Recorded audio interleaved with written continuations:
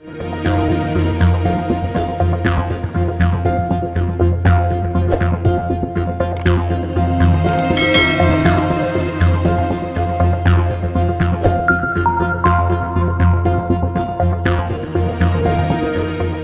तो ब्रह्मांड में अनेकों उल्कापिंड, ग्रह उपग्रह के एक दिशा से दूसरी दिशा की ओर जाने की गतिविधियां लगातार चलती रहती हैं, लेकिन इस बार भारतीय अंतरिक्ष एजेंसी इसरो के वैज्ञानिक खासी चिंता में आ गए हैं।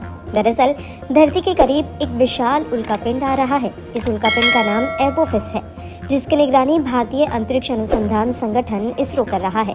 इस उल्कापिंड के पृथ्वी के बहुत करीब आने की संभावना है। इस एस्टेरॉयड का नाम मिस्र के विनाश के देवता के नाम पर रखा गया है। पृथ्वी की ओर तेजी से बढ़ रहा उल्कापिंड 13 अप्रैल 2029 को धरती के सबसे करीब पहुंचेगा।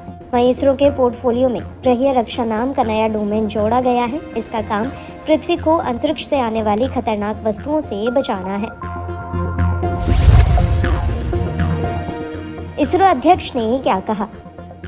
इसरो के अध्यक्ष डॉक्टर सोमनाथ ने कहा कि एक बड़ा एस्टेरॉयड हमारी मानवता के लिए खतरनाक हो सकता है।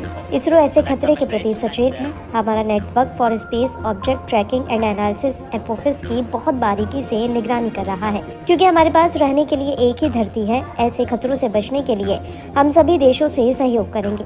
डॉक्टर सोमनाथ का कहना है कि इसरो निश्चित तौर पर 2029 में अपने सबसे करीब आने वाले एस्टेरॉयड पर रिसर्च करेगा।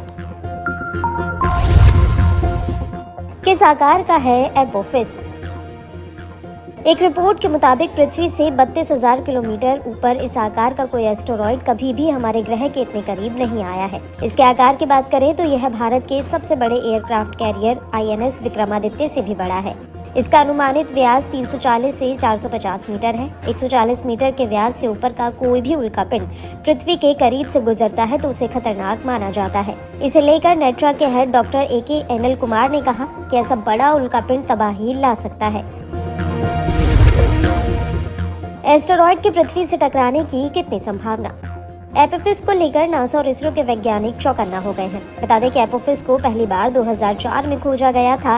2029 में यह पृथ्वी के सबसे करीब आएगा और फिर 2036 में और करीब आएगा, जिस कारण नासा और इसरो दोनों की चिंता बढ़ी हुई है। एक स्टडी से पता चलता है कि 2029 में यह पृथ्वी के करीब से निकलकर चला जाएगा और इसकी धरती से टकराने की संभावना नहीं है, लेकिन भविष्य को लेकर वैज्ञानिकों की चिंता जरूर बढ़ गई है।